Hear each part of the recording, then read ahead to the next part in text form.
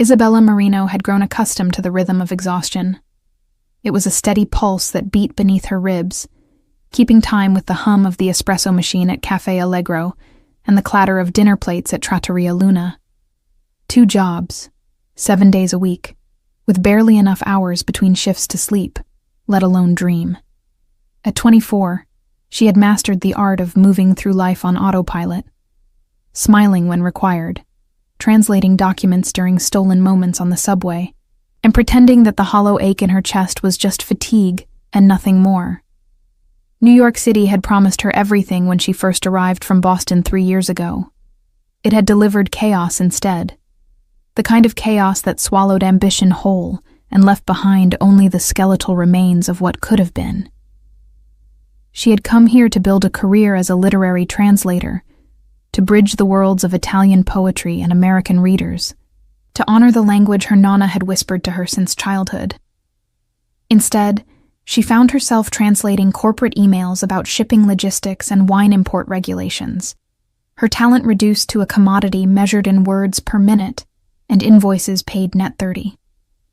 Tonight, like most nights, Isabella stood behind the bar at Trattoria Luna, watching the dinner crowd with tired eyes.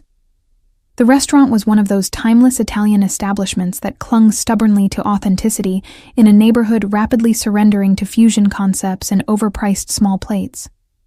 Red and white checkered tablecloths, candles dripping wax onto wine bottles, framed photographs of someone's Sicilian ancestors lining the walls. It smelled like garlic, basil, and nostalgia. A scent that should have comforted her but instead reminded her of everything she'd left behind. She had just finished pouring a Chianti for table 7 when the door opened, letting in a gust of October wind, and a man who seemed to carry the weight of the city on his shoulders without breaking a sweat. Isabella noticed him immediately, though she pretended not to. Everyone noticed him.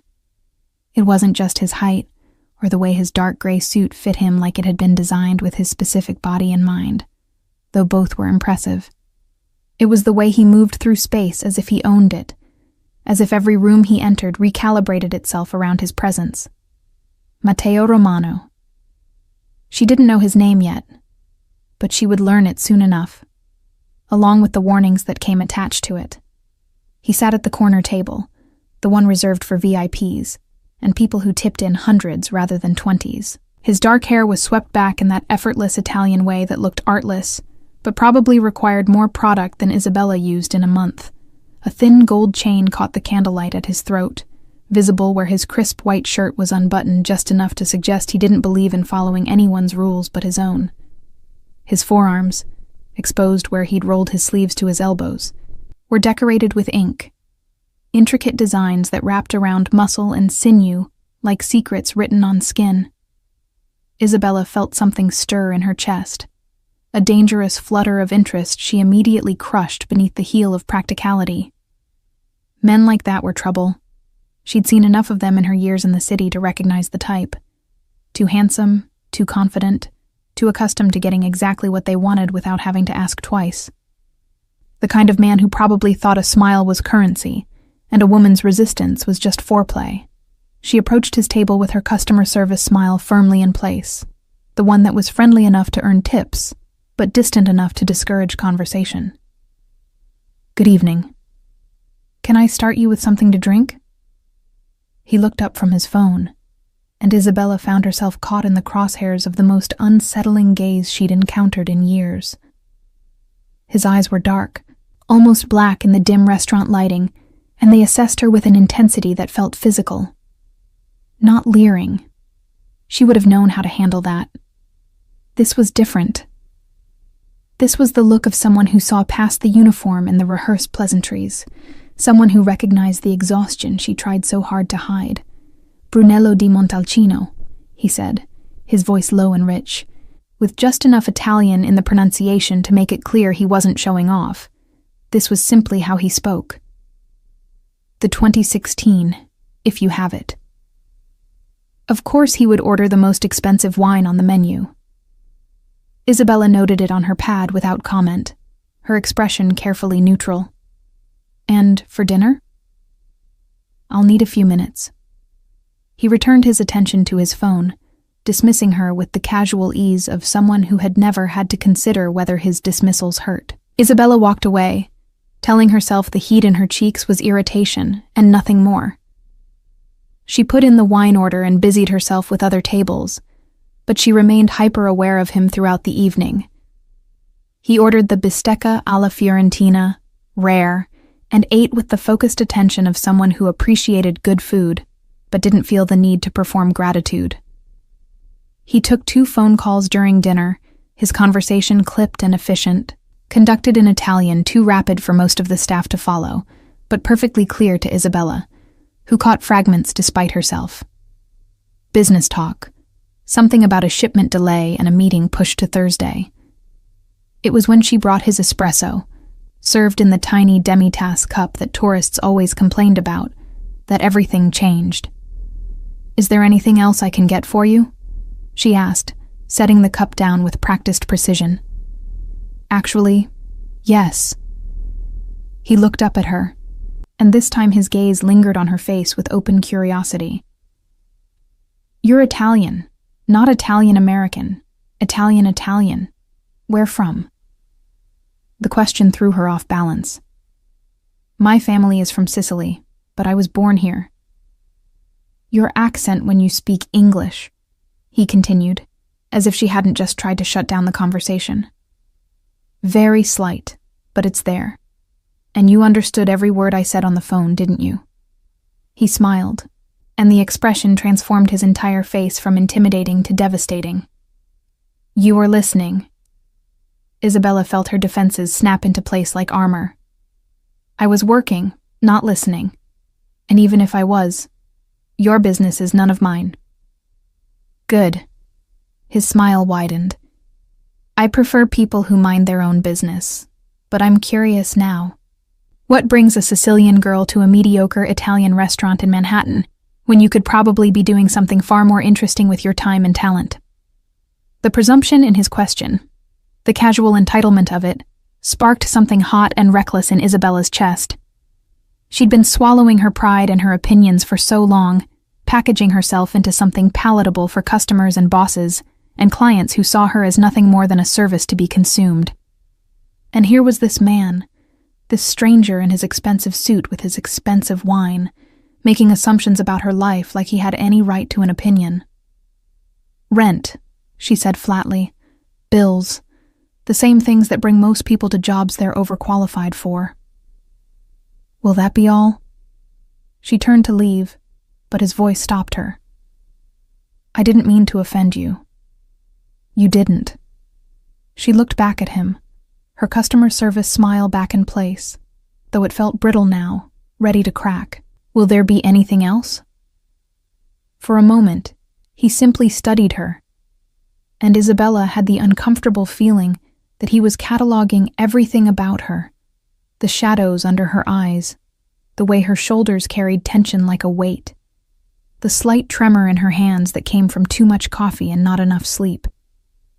Then he shook his head slowly, almost regretfully. "No, nothing else. Thank you." Isabella walked away feeling oddly unsettled, as if something significant had just happened and she'd missed it entirely. She cleared tables, took orders, smiled until her face hurt, and tried not to notice when he paid his bill and left, leaving behind a tip that was generous but not ostentatious. Not trying to buy anything, just fair. It was past midnight when she finally clocked out, her feet screaming in her sensible work shoes, her lower back a symphony of dull pain. She waited for the night bus on the corner, her coat pulled tight against the October chill, her mind already racing ahead to tomorrow's translation deadline and the stack of bills waiting on her kitchen counter. The streets were still alive with that particular Manhattan energy that never quite dimmed, even in the small hours. She didn't see him again that night.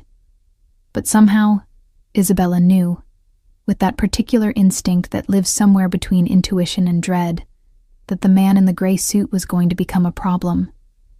The question was what kind of problem, and whether she had the energy left to deal with it. The second encounter came 3 days later, on a Thursday, that had started badly and spiraled downward from there.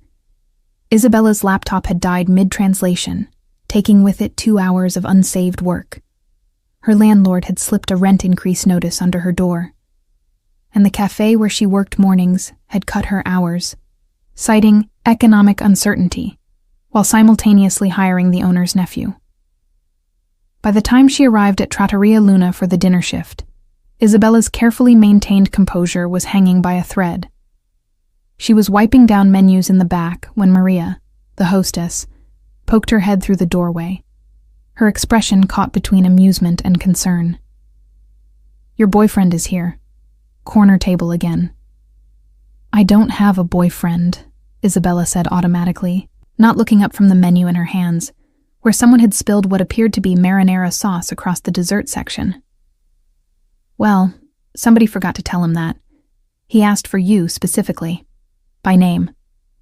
Maria waggled her eyebrows suggestively. "And honey, if I were 20 years younger and not married to the world's most jealous man, I would be fighting you for that one. Those arms? Madonna. And did you see his—" "I'll take the table," Isabella interrupted, more to stop Maria's commentary than out of any desire to see Matteo Romano again. She checked her reflection in the small mirror by the staff lockers, tucking a strand of dark hair back into her ponytail and attempting to rub some of the exhaustion from her face. It didn't work. She looked exactly like what she was, a woman running on fumes and spite. He was waiting at the same corner table, wearing black this time. Black shirt, black suit jacket draped over the chair, black watch that probably cost more than Isabella made in 6 months. The gold chain at his throat caught the light. His forearms, exposed again where he'd rolled his sleeves, displayed those same intricate tattoos she'd noticed before. Geometric patterns that suggested Italian heritage, mixed with something more personal, more deliberate. Not the impulsive ink of youth, but the chosen markings of a man who understood the permanence of decisions. "Good evening," Isabella said, falling back on professional courtesy because it was safer than anything else. "What can I get you tonight?" "Buonasera, Isabella." His pronunciation of her name was perfect, each syllable given its full weight and music. "Sit down for a moment." "I'm working." "I know. I'm a customer making a request. Sit, please." He gestured to the chair across from him, and something in his tone, not quite commanding but certainly not asking, made Isabella hesitate. She glanced around the restaurant. It was early still, only 2 other tables occupied, both with water and menus, and at least 10 minutes before they'd need attention. Against her better judgment, she sat.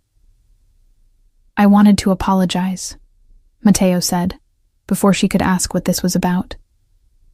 "For the other night, I was rude. I made assumptions about your situation without knowing anything about you, and that was—" He paused, seeming to search for the right word. "Unacceptable." Isabella blinked, caught completely off guard. In her experience, men like him didn't apologize. They justified, explained, deflected, but they didn't simply admit fault and leave it at that. "Oh, well, thank you, I suppose." "You suppose?" His mouth curved into something that might have been amusement. "That's not exactly a gracious acceptance." "I wasn't aware I needed to be gracious about someone apologizing for their own bad behavior," Isabella shot back, and immediately regretted it. This was a customer.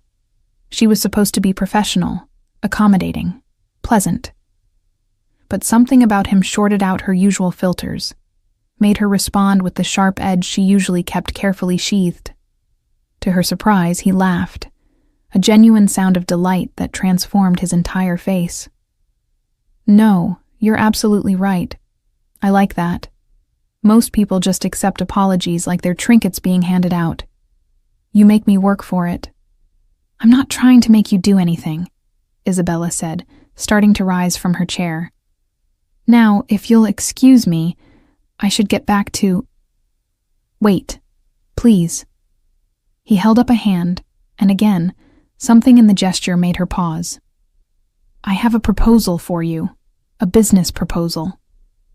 Isabella sat back down slowly, suspicion warring with curiosity. "What kind of business proposal?" "I need a translator. Not just any translator. I need someone who understands both the formal and colloquial registers of Italian. Someone who can navigate technical legal language, but also capture nuance and subtlety. Someone who grew up with the language, who thinks in it, not just speaks it." He leaned forward slightly, his dark eyes intent on her face. "I've been asking around. Maria mentioned you work 2 jobs, that you translate documents freelance, that you studied literature at university, but ended up here." The fact that he'd been asking about her should have raised red flags. Instead, Isabella found herself leaning forward too, drawn in despite her wariness. "What exactly would I be translating?" "Contracts initially. I'm opening a new venture, a cultural center and gallery space in Tribeca. It's a partnership between American investors and Italian cultural institutions. Everything needs to be translated, reviewed, refined. Legal documents, grant applications, exhibition catalogs, correspondence. It's a 6-month project, possibly extending to a year. The pay is..." He named a figure that made Isabella's breath catch in her throat. Per month. That was more than she currently made from both jobs combined. She stared at him, trying to find the catch, because there had to be a catch. "Why me? There are professional translation agencies that handle this kind of work. People with reputations, portfolios, references. I've met with 3 agencies. They're all competent, they're all expensive, and they're all missing something." He tilted his head slightly, studying her with that same unnerving intensity she remembered from their first meeting. Passion. Understanding. The sense that language is something alive, something that matters beyond just accuracy. "When you took my order the other night, you didn't just hear me. You listened. You understood every word I said on the phone. And more than that, you understood the context, the subtext. That's what I need. Not just someone who can translate words, but someone who can translate meaning." Isabella's heart was racing now, though she tried to keep her expression neutral. This was too good to be true. This was exactly the kind of opportunity she'd dreamed about when she first moved to New York. The kind of project that could transform a resume, open doors, prove she was more than just a warm body filling in gaps in the service industry. But she'd learned the hard way that opportunities that seemed too good to be true usually were. "I'd need to see the contracts," she said carefully. "Review the scope of work, the timeline, the terms. I'm not agreeing to anything without understanding exactly what's expected." "Of course." He pulled a business card from his jacket pocket and slid it across the table. Matteo Romano. The card read in elegant letterpress, "Cultural Development." Below that, a phone number, an email address, and an address in Tribeca. "Come by my office tomorrow afternoon, 2 o'clock. I'll have everything ready for review. If you're not interested after seeing the details, no hard feelings. But Isabella..." He caught her eyes again, and she felt that strange flutter in her chest return. "This is legitimate. I'm not trying to trick you or trap you. I'm just trying to build something meaningful, and I think you could help me do that. And I think it could help you too." She took the card, her fingers brushing against his for a brief moment that sent an unwelcome spark of electricity up her arm. "I'll think about it. That's all I'm asking." He sat back, and just like that, the intensity drained from the moment, replaced by easy courtesy. "Now for dinner, I'll have the osso buco, and a bottle of the Barolo this time. The 2015. And before you ask, yes, I know it's expensive. Some things are worth paying for." The way he said it, looking directly at her, made Isabella wonder if he was talking about the wine at all. She took his order and escaped to the kitchen, her mind whirling. The rest of the shift passed in a blur of automatic movements and racing thoughts. By the time she clocked out, she'd talked herself into and out of taking the meeting at least a dozen times. She pulled out her phone on the bus ride home and researched Matteo Romano, finding surprisingly little for someone who carried himself with such authority. A few mentions in business journals about cultural initiatives. A photograph from a charity gala 3 years ago, him in a tuxedo beside an older man identified as his father, Salvatore Romano. References to the Romano family's influential presence in New York's Italian-American business community, a phrase that could mean anything from legitimate success to something considerably darker. But nothing concrete, nothing damning. Just the vague sense that the Romano name carried weight, and that weight could be burden or protection depending on which side of it you stood. That night, lying in her too small bed in her too expensive apartment, staring at the water stain on the ceiling that her landlord kept promising to fix, Isabella made her decision. She would go to the meeting. She would review the contracts. And if everything checked out, if this was truly the legitimate opportunity it appeared to be, she would take it. Not because of Matteo Romano's intense dark eyes or his devastating smile. Not because of the way he said her name like it was something precious. But because she was tired of surviving. She was ready to live again. She just hoped she wasn't making the biggest mistake of her life. The office was not what Isabella expected. She'd imagined something cold and corporate, glass and steel and minimalist furniture that cost more than it should. Instead, she found herself in a converted loft space in Tribeca, all exposed brick and soaring ceilings, filled with natural light streaming through enormous windows that overlooked the Hudson River. Art lined the walls, contemporary Italian pieces mixed with classical prints, carefully curated to suggest both heritage and progress. A restoration work table occupied one corner, covered with what appeared to be fragments of antique frames being painstakingly repaired. Everything about the space suggested passion and attention to detail, the work of someone who genuinely cared about preservation and beauty, rather than simply profiting from them. Matteo was waiting for her at a large wooden table that served as both desk and conference space. Several thick folders spread before him. He'd traded his formal suit for dark jeans and a crisp white shirt. Still polished, but more approachable. Still wearing the gold chain. Still with his sleeves rolled to reveal those tattoos. He looked up when she entered, and his face brightened with what appeared to be genuine pleasure.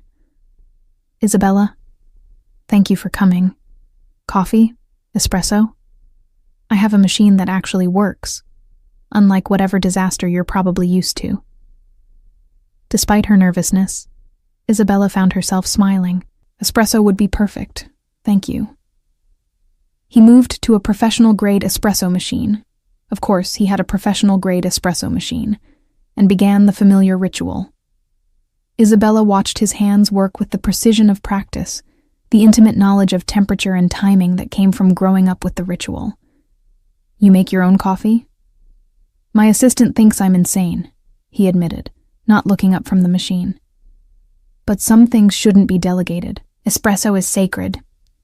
Like family recipes or first kisses or the proper way to argue with someone you care about." He glanced at her then, and something in his expression made her pulse quicken. Some things require personal attention. He brought her the espresso in a proper cup, not the paper nonsense most offices used, and gestured for her to sit. They settled across from each other at the table, and Isabella forced herself to focus on the documents rather than the man presenting them.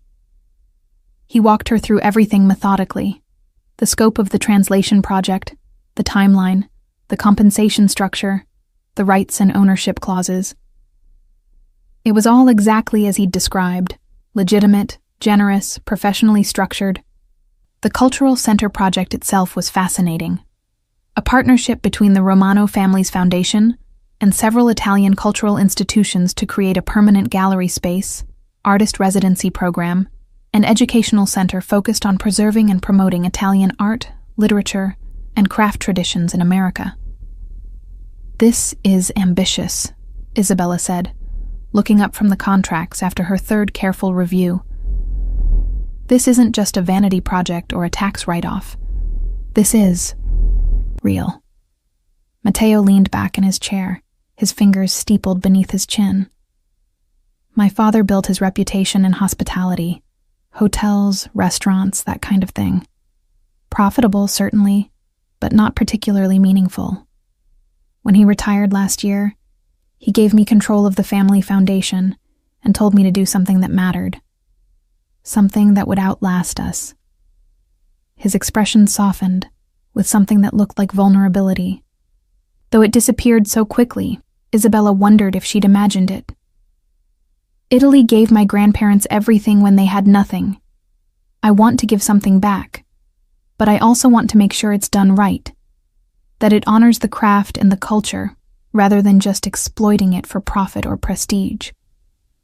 That's why you want someone who actually understands the language, Isabella said, understanding dawning. Not just the words, but the weight behind them. The history, the context, the cultural significance. Exactly. He leaned forward again, his dark eyes intense on her face. I can pay someone to accurately translate contratto di prestito, but I need someone who understands the difference between lending and borrowing in Italian culture, who knows that certain phrases carry implications that English equivalents don't quite capture. I need someone who won't just translate documents, but will help me make sure I'm not accidentally offending anyone or missing crucial nuances because I'm trying to bridge two different worlds.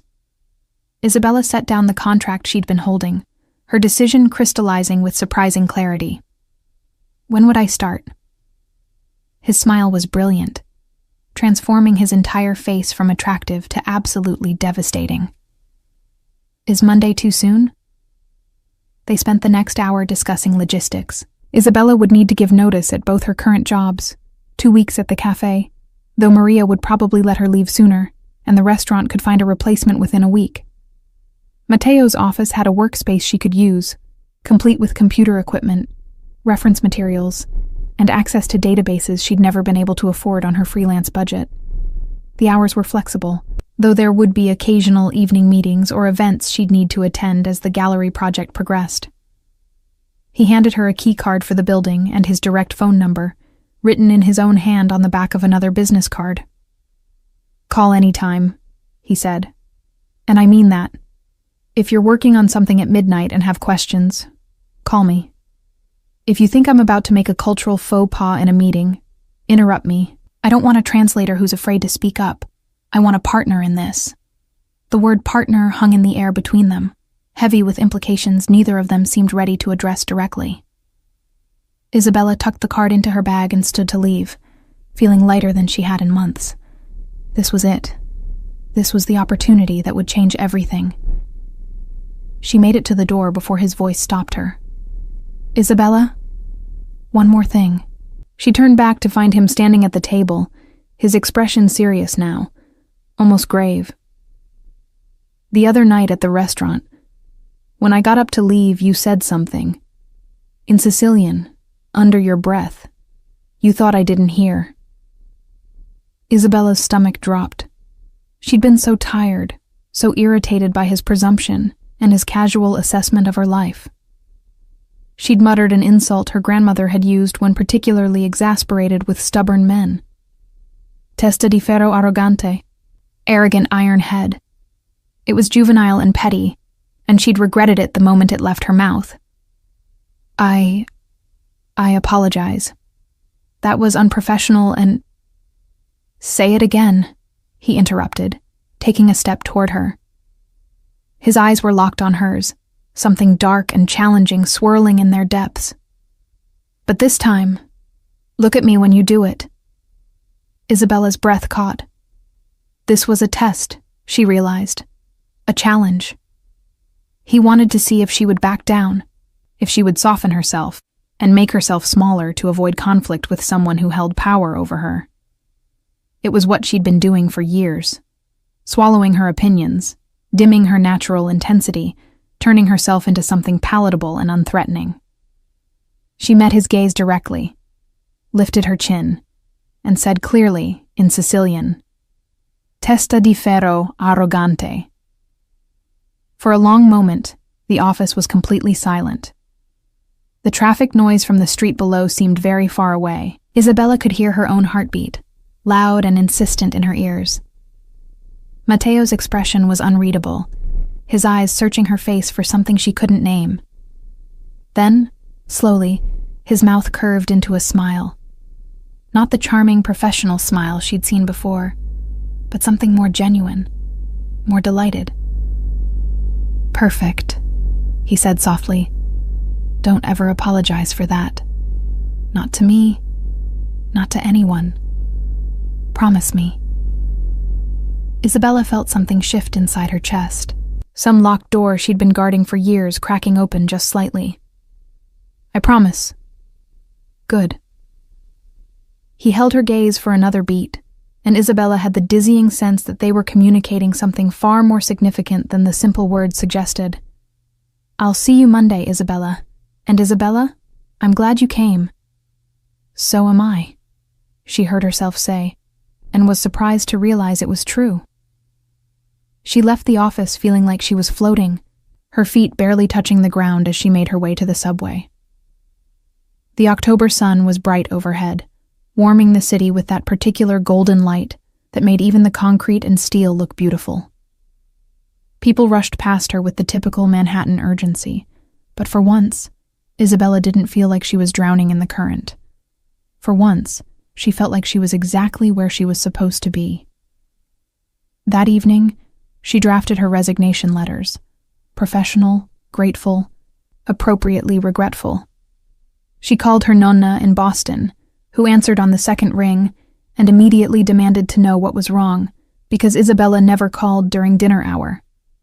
When Isabella explained about the new job, about the translation work in the cultural center, her grandmother was silent for a long moment before saying in Italian, "This man, the one who offered you this job, he's the reason your voice sounds different.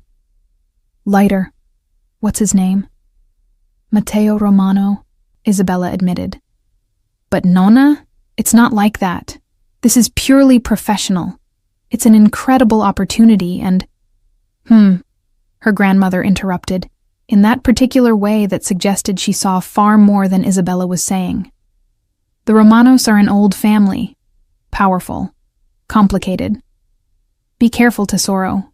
Sometimes opportunity and danger wear the same face.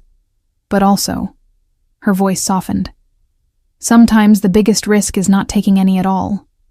You've been so careful for so long, Isabella. So afraid of being hurt or disappointed. Maybe it's time to be brave." After they said goodbye, Isabella sat in her apartment as the sun set over the city, her grandmother's words echoing in her mind. Be brave. She'd spent so long just trying to survive that she'd forgotten what it felt like to actually want something, to reach for something beyond mere existence. Matteo Romano was offering her a chance to remember. Whether that made him an opportunity or a danger remained to be seen. Probably, she admitted to herself, as she watched the lights begin to glow across the Manhattan skyline. He was both. And maybe that was exactly what she needed. Isabella's first 2 weeks working for Matteo established a rhythm that was equal parts exhilarating and unsettling. The translation work itself was demanding, but deeply satisfying. Exactly the kind of intellectually stimulating challenge she'd been craving. She spent her days immersed in contracts, grant proposals, and exhibition catalogs, carefully choosing words that would honor both the Italian original and American audience. Matteo had been right about needing someone who understood cultural nuance. Half her job wasn't translation at all, but rather interpretation, explaining why certain phrases that seemed identical on the surface carried completely different weights, depending on regional Italian dialects or cultural context. But it was the time spent working alongside Matteo himself that kept her off balance. He was nothing like she'd expected. Yes, he was demanding. He held everyone, including himself, to impossibly high standards. Yes, he was confident to the point of arrogance. But he was also funny in an understated way, quick with dry observations that made her laugh despite herself. He was genuinely passionate about the Cultural Center project, staying late into the evening to review plans and research potential artists, his enthusiasm infectious. And he asked for her opinion constantly, not as a formality, but because he genuinely valued her perspective, even when she disagreed with him. Especially when she disagreed with him, actually. He seemed to take particular delight in their arguments. "This section about the residency program," Isabella said one afternoon, looking up from her laptop where she'd been reviewing the latest draft. "The Italian version emphasizes tradition and preservation. The English version emphasizes innovation and contemporary practice. Those aren't the same message, Matteo." He looked up from the architectural drawings he'd been studying, his sleeves rolled up as always, a smudge of graphite on his jaw from where he'd been sketching modifications to the gallery space. "They're both important aspects of what we're trying to do." "Yes, but you can't say different things to different audiences and expect it to work. You need to decide what the actual message is, and then say that consistently in both languages." She stood and walked to where he sat, leaning over his shoulder to point at the relevant paragraphs on her screen. "Look, here you're essentially promising the Italian institutions that you'll be a custodian of traditional techniques. Here you're promising American funders that you'll be pushing boundaries and supporting cutting-edge work. Those are potentially contradictory goals." Matteo studied the text, his expression thoughtful. Isabella was acutely aware of how close they were standing, could smell the faint scent of his cologne. Something expensive and subtle. Sandalwood, maybe, with an underlying warmth that suggested spices. "You're right," he said finally.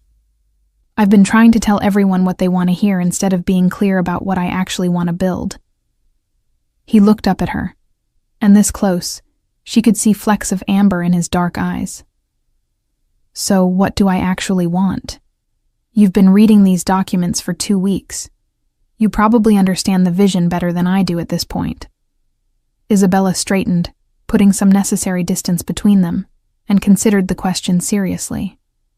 "You want to create a space where tradition and innovation aren't opposing forces, but rather in conversation with each other, where Italian artists can learn from American perspectives and vice versa, where preservation isn't about amber-freezing culture, but about keeping it alive and relevant. You want—" She paused, searching for the right words. "You want to build a bridge, not a museum.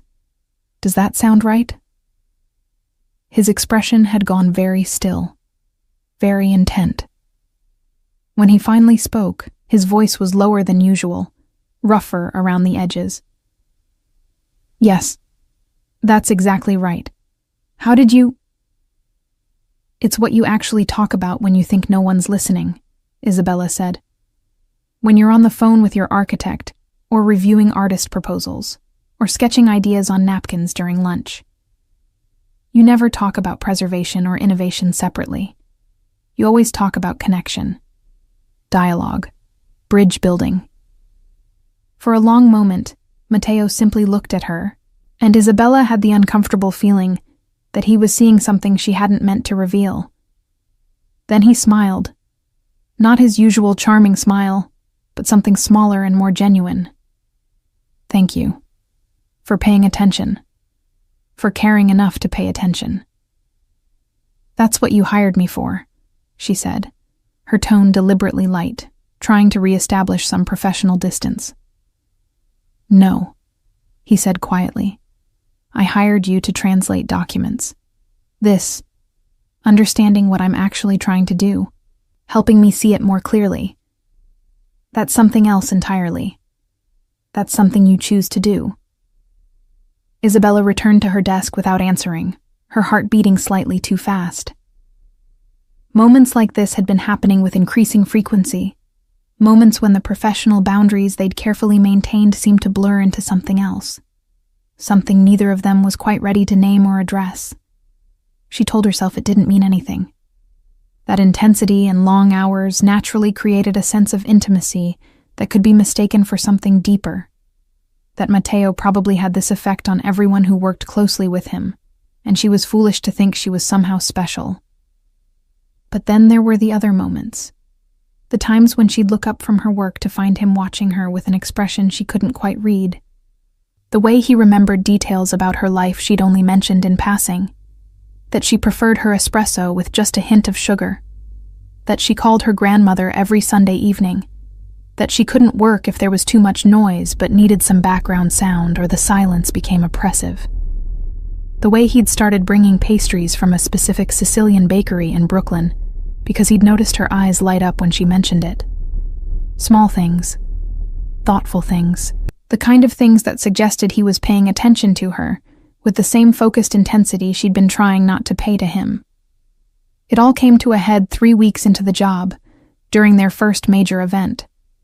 The cultural center was still months from opening, but Matteo had organized a preview reception for potential donors, partner institutions, and selected artists. It was held at one of the Romano family's hotels, a boutique property in Soho that had been recently renovated in a style that managed to honor the building's 19th century bones while feeling utterly contemporary. Isabella had been asked to attend as Matteo's translator for the evening, facilitating conversations with the Italian guests and helping to ensure nothing was lost in translation during presentations. She'd bought a new dress for the occasion, spending more than she should have from her first substantial paycheck. It was black, elegant, with a neckline that was professional, but still suggested she possessed collarbones and a figure worth noticing. She'd left her hair down for once, falling in dark waves over her shoulders, and applied makeup with a careful hand. When she arrived at the hotel, she felt nervous in a way that had nothing to do with the work responsibilities of the evening. Matteo was in the lobby talking to the hotel manager when she walked in. He looked up as she approached, and whatever he'd been saying died mid-sentence. His eyes traveled over her once, quickly, before returning to her face with an intensity that made her skin feel warm. "Isabella, you look." He paused, seeming to search for the right word in either English or Italian, and finding neither language sufficient. "That dress is going to make it very difficult for me to concentrate on business tonight." It was delivered lightly, almost as a joke, but there was something underneath the words that felt heavier, more real. "Thank you," Isabella managed, her voice thankfully steady. "You clean up well yourself." That was an understatement. Matteo in a formal suit was almost unfairly attractive. The jacket was perfectly tailored to his broad shoulders. The crisp white shirt, a stark contrast to his olive skin. His dark hair was swept back as usual, and the gold chain at his throat caught the light. But it was the way he carried himself. The absolute confidence mixed with something that looked almost like anticipation, that made him truly compelling. The evening proceeded smoothly. Isabella fell into the familiar role of interpreter, facilitating conversations between Italian representatives and American donors, explaining cultural references and context where needed. She watched Matteo work the room with practiced ease, seeing new dimensions to him in this context. He was charming, certainly, but there was genuine substance beneath the charm. He spoke about the Cultural Center project with real passion, and when people asked questions, his answers revealed deep knowledge and careful thought.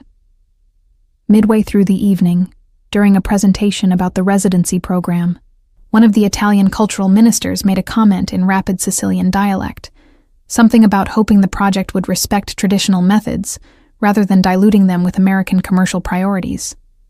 It was delivered as a polite concern, but there was an edge underneath, a test to see how Matteo would respond. Before Isabella could translate, Matteo answered directly in Italian, his accent flawless, his word choice perfect. He acknowledged the concern, spoke eloquently about the importance of preserving authentic techniques, and then, and this was the brilliant part, gently pushed back, arguing that culture had always evolved through exchange and dialogue, that the masters of Renaissance Italy had been influenced by artists from across Europe and beyond, that tradition wasn't a fixed point, but rather a living conversation between past and present. The minister looked impressed and slightly chastened. Several other Italian guests nodded approval. Isabella felt a surge of something that was definitely not attraction, absolutely not pride, because that would suggest she was emotionally invested in Matteo's success, which she certainly was not. "You didn't need me to translate that," she murmured when they had a moment alone by the bar. "No," he agreed, accepting a glass of Prosecco from the bartender. "But I needed you here anyway. You notice things. You make me better at this." Before Isabella could parse what that meant, they were pulled into another conversation, then another, the evening flowing around them in a blur of introductions and small talk and carefully navigated cultural exchanges. It wasn't until near the end of the night, when most guests had departed and only a few stragglers remained, that Isabella found herself alone with Matteo on the hotel's rooftop terrace, the Manhattan skyline glittering around them like a constellation of earthbound stars. "I think that went well," she said, leaning against the railing and letting the cool October air wash over her face. Her feet were killing her in the heels she'd chosen, but she didn't care. She felt alive in a way she hadn't in years, challenged and engaged and useful. "It went perfectly," Matteo said, moving to stand beside her. "Because of you. You know that, right? You made all of this possible." He gestured vaguely at the skyline, or maybe at the hotel below them, or maybe at something larger, the entire project, the vision, the future they were building together. Isabella turned to look at him, struck by the sincerity in his voice. "I just translated. You did all the actual work." "No." He shifted to face her directly, and suddenly they were very close, the narrow terrace making proximity inevitable. "You do so much more than translate. You understand. You care. You make me think about things differently. He stopped, something complicated crossing his face.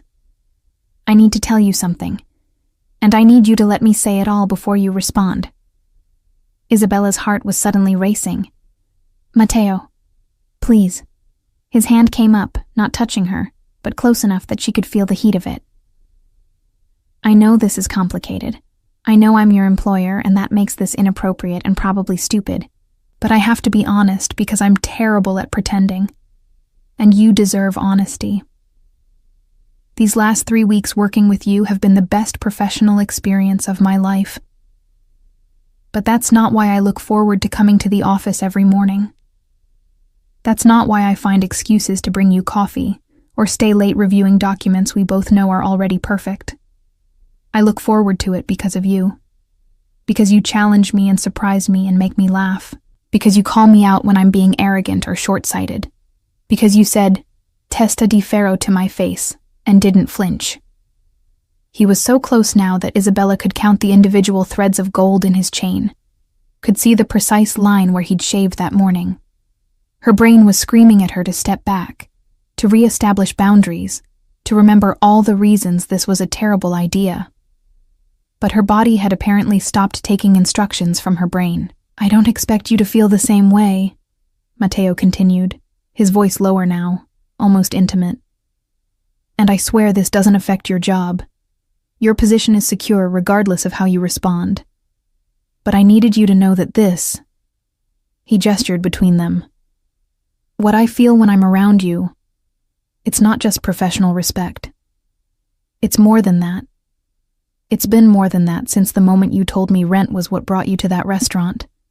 Since you looked at me like I was an idiot for not understanding how hard you were working just to survive. Since you showed me that strength isn't about power or money or reputation. It's about getting up every day and doing what needs to be done even when you're exhausted and scared and not sure how you're going to pay next month's bills." Isabella's breath was coming shallower now. "You're right," she managed. "This is complicated and probably stupid. I know, and inappropriate given our professional relationship. I know that too. And I should tell you to stop talking and never mention this again. You should." His eyes searched her face, waiting. "Are you going to?" Isabella looked at him. Really looked at him. At the man who'd somehow seen past her exhaustion and survival instincts to recognize the person she'd been before New York had worn her down. who'd offered her an opportunity that was exactly what she needed when she needed it most, who brought her Sicilian pastries and argued with her about translations and listened when she explained why certain words mattered, who looked at her not like she was something to be conquered or consumed, but like she was someone worth knowing, worth understanding, worth the risk. "No," she heard herself say. "I'm not going to tell you to stop." The smile that broke across his face was brilliant, transforming him from merely handsome to absolutely devastating. "No? No, because you're not the only one who's terrible at pretending." She took a small step closer, drawn forward by something stronger than caution or common sense. "I tell myself you're just my employer, that I'm just here for the work, but I don't stay late reviewing perfect documents for the work. I don't spend 20 minutes choosing a dress for tonight because of professional responsibility. I don't think about you when I'm supposed to be concentrating on translations. And I definitely don't want to do this because of a job." "Do what?" he asked, though his eyes had gone dark and intent, and she knew he understood exactly what she meant. "This," Isabella said, and kissed him. For one heartbeat, Matteo went completely still, as if surprised despite everything they'd just said. Then his arms came around her, pulling her closer, and he was kissing her back with an intensity that made her knees weak. His mouth was warm and tasted like Prosecco, his hands careful but firm where they touched her back. It felt like falling and flying simultaneously, terrifying and perfect. It felt like admitting something she'd been denying for weeks. When they finally broke apart, both slightly breathless, Isabella found herself smiling. "This is definitely a complication. The best kind," Matteo agreed, his forehead resting against hers. "Though I should probably clarify something. Earlier when I said I'm not your employer, I meant that. You're not my employee, Isabella. You're my partner in this project, and I'd like you to be my partner in other contexts too, if you're interested." "I'm interested," she admitted, "though I reserve the right to call you testa di ferro arrogante whenever you're being impossible." His laugh was warm against her cheek. "I wouldn't want it any other way." The weeks that followed existed in a strange liminal space between professional partnership and something far more personal. They were careful at the office, maintaining appropriate boundaries during work hours, but after everyone else had gone home, those boundaries dissolved. They stayed late most evenings, ostensibly to work but really to talk. Long, rambling conversations that covered everything from Italian poetry to the best pizza in Brooklyn to childhood memories and dreams neither had dared articulate to anyone else. They ordered takeout at midnight and argued about translations and kissed between paragraphs of contract revisions. It was impractical and probably inadvisable, but it was also the happiest Isabella had been in years. Matteo, she was discovering, was nothing like the intimidating figure she'd first encountered at the restaurant. Yes, he could be commanding and intense in professional contexts, but in private, he was surprisingly vulnerable. He worried constantly about whether the Cultural Center project was truly honoring his grandparents' heritage or just another exercise in wealthy guilt and cultural appropriation. He second-guessed decisions and lay awake at night mentally reviewing conversations for potential missteps. He carried the weight of family expectations with the kind of silent pressure that came from generations of men who'd confused love with control. His father, Salvatore, had built the Romano family business from his own father's small restaurant into a hospitality empire. He'd done it through hard work and careful investments, and, as Matteo admitted carefully one evening, through relationships and leveraged power structures that existed in the gray areas between legitimate and something else. Nothing criminal exactly, but the kind of connections that came with certain expectations and obligations.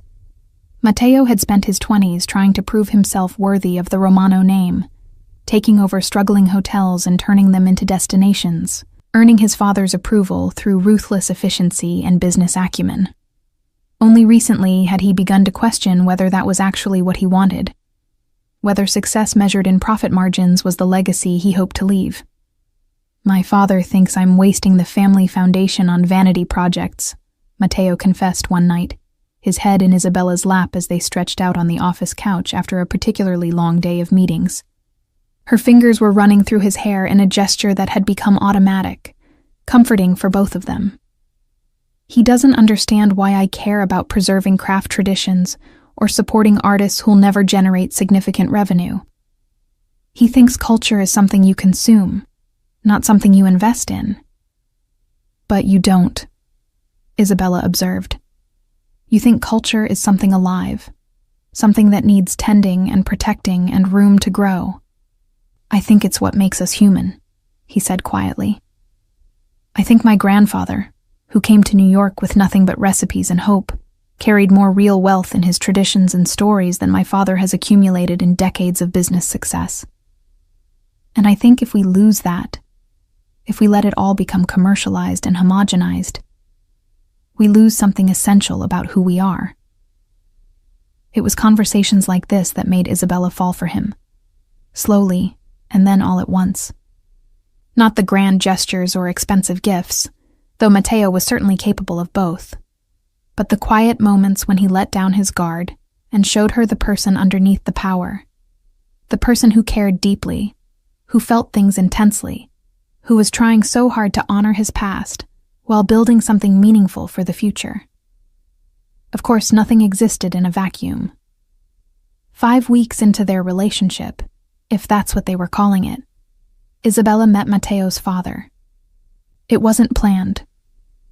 She'd been at the office on a Saturday afternoon, working through a challenging translation of an exhibition catalog, when Salvatore Romano arrived unannounced. She heard raised voices from Matteo's private office and looked up to see an older man in an immaculate suit, clearly agitated, gesturing emphatically while he spoke rapid Italian.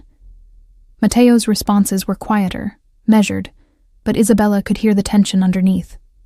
She should have left, given them privacy, but something kept her frozen at her desk, listening despite herself.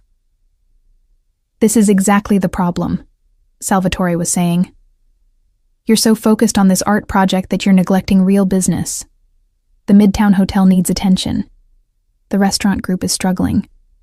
And you're here playing curator instead of... I'm building something that matters, Matteo interrupted, his voice sharp. Something that will last beyond quarterly earnings reports. And who's going to see it? Who's going to care? Salvatore's voice dripped with frustration. You're a Romano. We built our name on hospitality, on service, on giving people what they want, not on forcing high-minded cultural education down their throats. Maybe that's the problem, Matteo said, and Isabella heard a door open. Maybe we've spent so long giving people what they want that we've forgotten to ask what they need. Salvatore emerged first, his face flushed with anger. He noticed Isabella at her desk and stopped, his expression shifting to calculation. And who's this? Isabella Marino, Matteo said, appearing behind his father. His jaw was tight, his eyes flashing with irritation. She's my partner on the Cultural Center project. Isabella, this is my father. The word partner hung in the air with deliberate ambiguity. Salvatore's gaze swept over her once, assessing, and Isabella fought the urge to shrink under the scrutiny. This was a man accustomed to evaluating people like assets, determining their value and potential utility with ruthless efficiency. Marino, he repeated. Sicilian? My grandparents immigrated from Palermo, Isabella said, keeping her voice steady and professional. She stood, extending her hand. It's nice to meet you, Mr. Romano. He shook her hand briefly, his grip firm and impersonal. And what exactly does a partner on this project do? Translation, primarily, Isabella said before Matteo could answer. Documents, correspondence, cultural consultation, anything that requires bridging Italian and American perspectives. She met his eyes directly, refusing to be intimidated. Your son is building something remarkable. I'm just helping him communicate it clearly. Salvatore's expression suggested he found this answer marginally acceptable, though hardly impressive. Well, good luck with that. He turned back to Matteo. We'll talk Monday about the Midtown situation. Don't ignore my calls. Then he was gone, leaving behind a wake of expensive cologne and disapproval. In the silence that followed, Isabella and Matteo looked at each other. I'm sorry, he said finally. That was your father, Isabella finished, who clearly has opinions about how you should be spending your time. He has opinions about everything. Matteo moved to where she stood and pulled her into his arms, resting his chin on top of her head. He's not wrong about some things. I have been neglecting other business concerns. But I can't. He trailed off, frustration evident in the tension of his body. I can't keep living the life he planned for me. I've tried. For years I tried. And I was miserable. Then don't, Isabella said simply, pulling back to look at him. Build what you want to build. Your father will adjust or he won't, but either way, you can't live your life trying to earn approval you're never going to receive. When did you become so wise? He asked, a hint of his usual humor returning. I've always been wise. You've just been too intimidated by my brilliance to notice. He laughed and kissed her, and the tension of the afternoon gradually dissolved into easier conversation, and eventually dinner at a small Italian place in the village where they sat in the back corner and talked until closing. But Isabella couldn't quite shake the memory of Salvatore's assessing gaze, the sense that she'd been evaluated and found wanting. She understood now, in a way she hadn't before, what it cost Matteo to choose his own path. He wasn't just building a gallery. He was rebuilding himself, creating an identity separate from family expectations and inherited obligations. And she was part of that reconstruction. The knowledge was both thrilling and terrifying. The situation came to a head 2 weeks later, during the first major milestone in the gallery project. They'd secured a significant grant from the Italian Ministry of Culture, contingent on approval of the educational programming. Isabella had spent weeks refining the proposals, working closely with an advisory committee of Italian academics and artists to ensure the programming would meet the ministry's rigorous standards. When the approval came through, it represented not just funding, but validation, proof that what they were building had real cultural value beyond Matteo's personal investment. They celebrated that evening with champagne at the office, just the two of them, the city lights glowing through the windows. Matteo was giddy with relief and excitement, more unguarded than Isabella had ever seen him. We did it, he kept saying, like he couldn't quite believe it. We actually did it.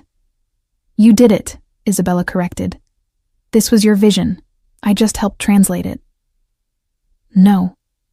He pulled her close, his eyes serious despite the champagne warmth in his cheeks. You did so much more than translate. You helped me understand what I was trying to say. You made it better, clearer, more honest. He paused, seeming to search for the right words. You make me better. At everything. I don't know how I did any of this before you. There was something in his voice, some weight behind the words that made Isabella's breath catch. They'd been careful not to put labels on what they were, to keep things light and undefined. But standing there in the empty office with the grant approval sitting on the desk, and Matteo looking at her like she was the reason the city kept turning, Isabella felt the careful distance she'd maintained begin to crumble. I love you, Matteo said, the words coming out rushed and slightly nervous, as if he'd been holding them back for a while, and they'd simply escaped. I know it's fast, and I know this is complicated. But I need you to know. I love you, Isabella. Not just what you do for the project, but who you are. The way you argue with me. The way you say my name when you're exasperated. The way you drink espresso like it's sacred. The way you never let me get away with being anything less than honest. I love all of it. I love you." Isabella stared at him, her mind racing. This was too fast, too intense, too much everything. She should slow this down, establish boundaries, protect herself from inevitable disappointment. She should remember that she'd seen this before. Men who confused intensity with love, who mistook the excitement of something new for lasting commitment. She should be careful. But standing there with Matteo's arms around her and his heart practically visible in his eyes, Isabella didn't want to be careful. She wanted to be brave, like her grandmother had told her. She wanted to fall with someone who might actually catch her, instead of letting her hit the ground alone. "I love you too," she whispered. "Testa di ferro arrogante." His laugh was joyful and relieved, and then he was kissing her with the kind of intensity that made the whole world disappear. They made love right there in the office, on the couch where they'd spent countless evenings talking, surrounded by blueprints and translation drafts and all the evidence of what they'd built together.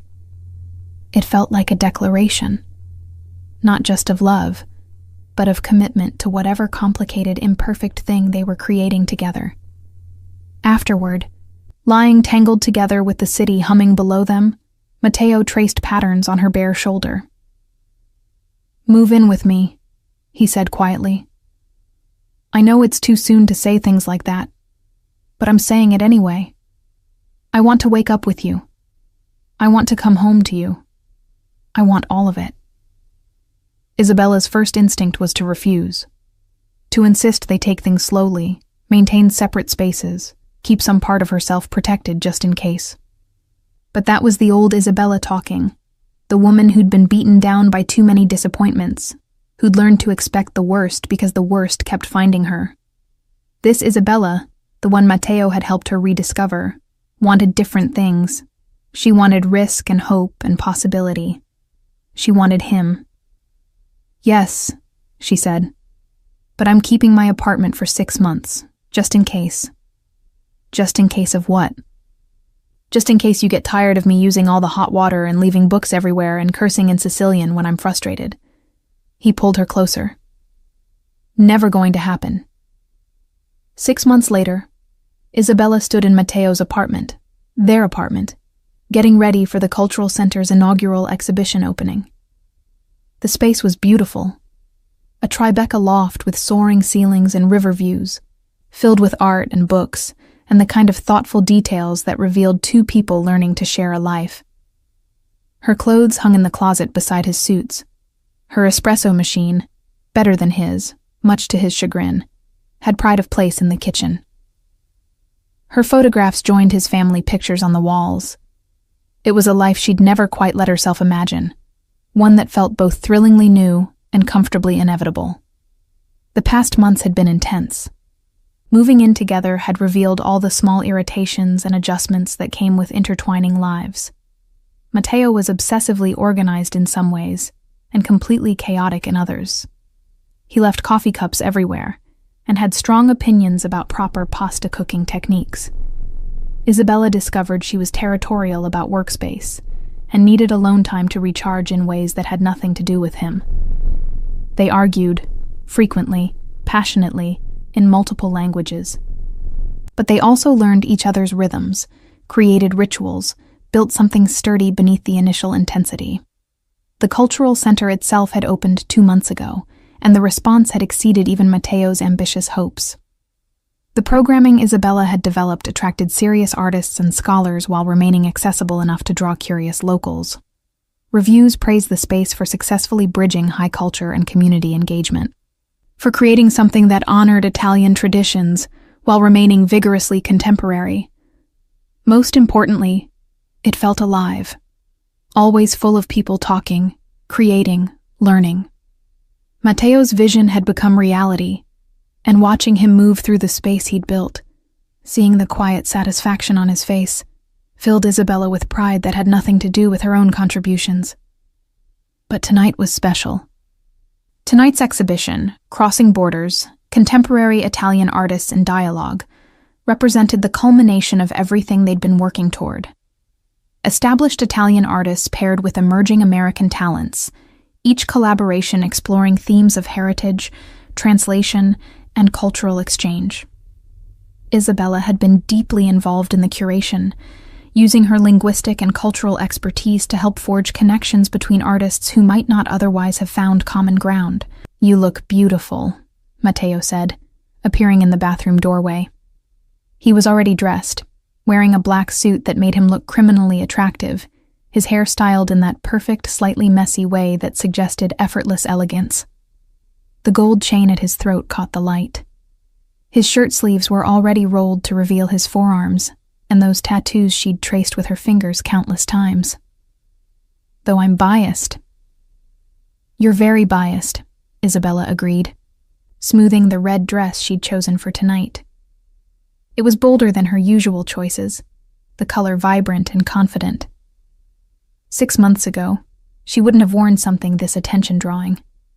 But 6 months ago, she'd been a different person, or rather, a diminished version of herself. Matteo had helped her remember she was allowed to take up space, to be seen, to be proud of what she'd accomplished. "Do you think your father will come?" Matteo's expression flickered with something complicated. His relationship with Salvatore remained strained. The older Romano had never explicitly approved of the cultural center, though he'd stopped actively undermining it. And he'd never quite warmed to Isabella, though he'd learned to treat her with cool professional courtesy. He said he'd try, but he's in Boston for a business meeting, so. He shrugged, trying to project indifference that didn't quite ring true. "Either way, tonight is going to be incredible. We've done something really special, Isabella." "You've done something special," she corrected, moving to straighten his collar unnecessarily, just wanting an excuse to touch him.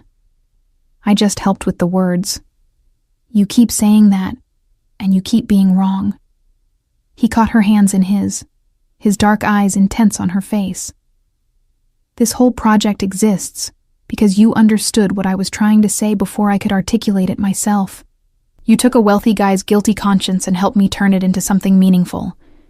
You made me believe I could build something that honored my heritage without being trapped by it. You..." He paused, swallowing hard. "You changed my life, Isabella. In every possible way." She kissed him softly, tasting the familiar warmth of his mouth, feeling the familiar flutter in her chest that still hadn't faded. "We changed each other's lives. That's how this works." The exhibition opening was spectacular. The gallery was crowded with collectors, critics, artists, cultural officials, and curious members of the public. Isabella spent the evening in her element, translating conversations, facilitating introductions, watching connections form between people who'd approached the exhibition from wildly different perspectives. She noticed Matteo across the room, completely in his element too, discussing artistic techniques with a painter from Milan, while simultaneously charming a skeptical New York Times critic. He caught her eye and smiled, that particular smile that was just for her, the one that said, "We did this together." Midway through the evening, Isabella found herself standing alone for a moment in front of her favorite piece from the exhibition, a collaborative installation by a Sicilian ceramicist and a Brooklyn sculptor. The work explored themes of fragmentation and reconstruction, using broken pottery shards reassembled into new forms that honored their traditional origins while creating something entirely contemporary. It was, Isabella thought, a perfect metaphor for what she and Matteo had built together, taking pieces of heritage and history and loss and assembling them into something new and whole. "Impressive work," said a voice beside her, and Isabella turned to find Salvatore Romano studying the installation with an expression that was difficult to read. She hadn't realized he'd come after all. "My son tells me you were very involved in selecting the pieces for this exhibition." "I helped connect artists," Isabella said carefully, always slightly on guard around Matteo's father. But the vision was Matteo's.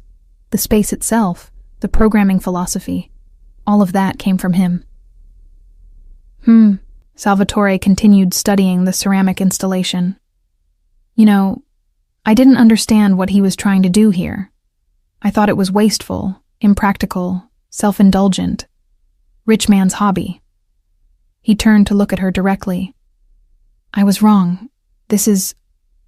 He gestured at the crowded gallery, the animated conversations, the clear evidence of genuine cultural engagement. This is something real, something that matters. My son did this, with your help. It was probably the closest thing to approval Isabella had ever heard from him. He's incredibly talented, she said quietly. And he cares deeply about honoring his family's heritage while building something new. That's not easy. It requires courage. It requires someone who believes in him, Salvatore corrected. Someone who sees past the family name and the family business and the family expectations to the person underneath. My wife used to do that for me before she passed. I'd forgotten what it looked like. He paused, and for just a moment, his expression softened into something almost vulnerable. Take care of him, Isabella. My son is stronger than I gave him credit for. But he's also more fragile than he lets on. He needs someone who understands both. Before Isabella could respond, Salvatore had moved away, leaving her standing alone with a lump in her throat. Across the room, she saw Matteo searching for her through the crowd. When their eyes met, his face lit up with such pure joy that Isabella felt her own heart expand to accommodate the feeling. She pushed through the crowd to reach him, and he immediately pulled her close, his arm around her waist. There you are, he murmured against her hair. I was looking for you. I was talking to your father, she said, still processing the brief conversation. I think he just gave us his blessing. Sort of. Matteo pulled back to look at her, surprise evident on his face. Really? What did he say? That you're stronger and more fragile than he realized. That you need someone who understands both. She reached up to touch his face, feeling the familiar scratch of evening stubble against her palm. He's right, you know. You act so confident, but underneath you're constantly worried about whether you're doing enough, being enough, honoring the past while building the future. It's exhausting watching you carry all that weight. I'm not carrying it alone anymore, Matteo said, covering her hand with his own. That's what you don't seem to understand, Isabella. Before you, I was doing all of this by myself. Making decisions in isolation, second-guessing everything, trying to prove something to people who didn't care about what I was actually trying to build. But with you...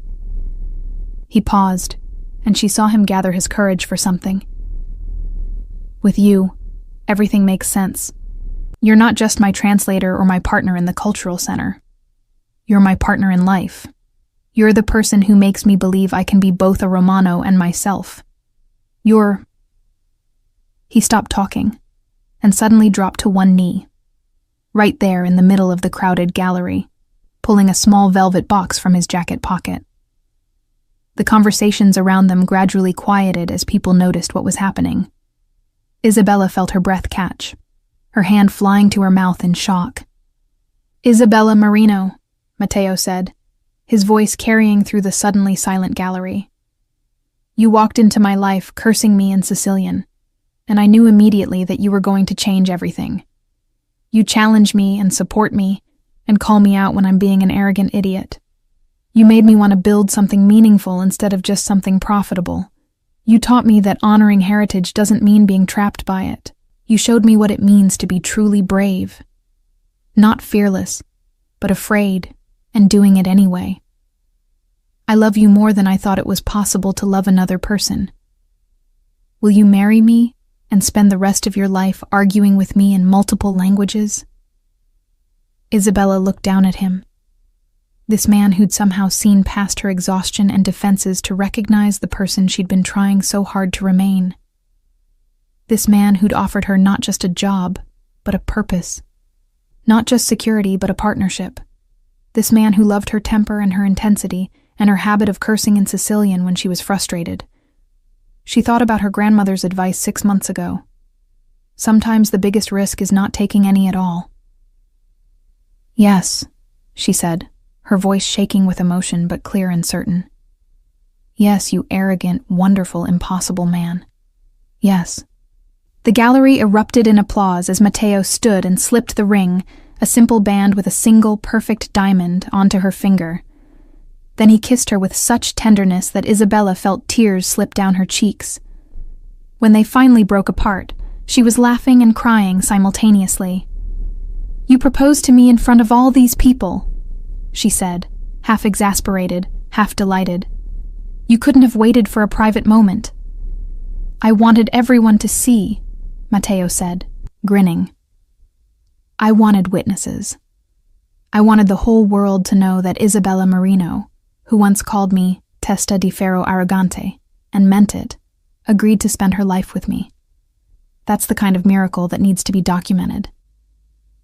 "You're ridiculous," she said, but she was smiling through her tears. "You love me anyway."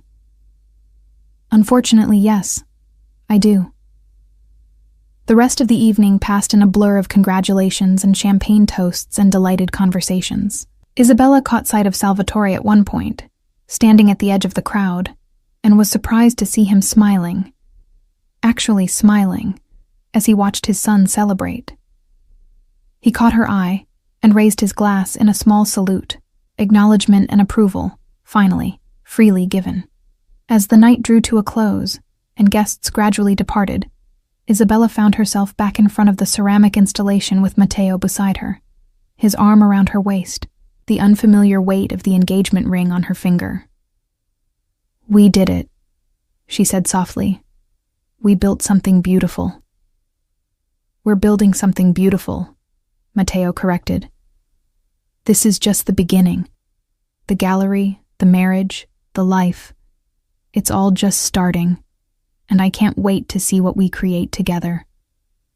Isabella leaned into him, feeling the solid warmth of his body, breathing in his familiar scent.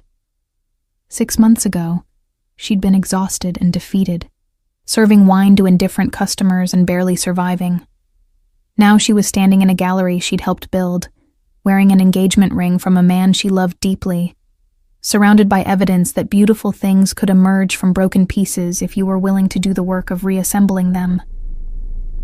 "Say it one more time," Matteo murmured against her hair. "For luck." Isabella laughed, knowing exactly what he meant. She pulled back just enough to look him in the eye, channeling every ounce of exasperated affection she felt, and said clearly in Sicilian, "Testa di ferro arrogante." Matteo's smile was brilliant. "That's my girl. Now let's go home." And so they did. Home to their shared apartment, their intertwined lives, their complicated, imperfect, absolutely perfect future. Isabella had cursed him quietly in Sicilian that first night, and he'd grinned and told her to say it again but looking at him. She'd spent the month since looking at him, really looking, and finding someone worth every risk, every vulnerability, every brave choice. Sometimes love didn't announce itself with trumpets and guarantees. Sometimes it arrived disguised as irritation and insult, and only revealed its true nature slowly, in stolen moments and shared work, and the gradual realization that you'd found someone who made you want to be the fullest version of yourself. Sometimes the man you cursed in Sicilian turned out to be the man who'd help you remember how to dream again. And that, Isabella thought as they walked hand in hand through the Manhattan streets toward home, was the best kind of unexpected ending, which was really just another way of saying beginning.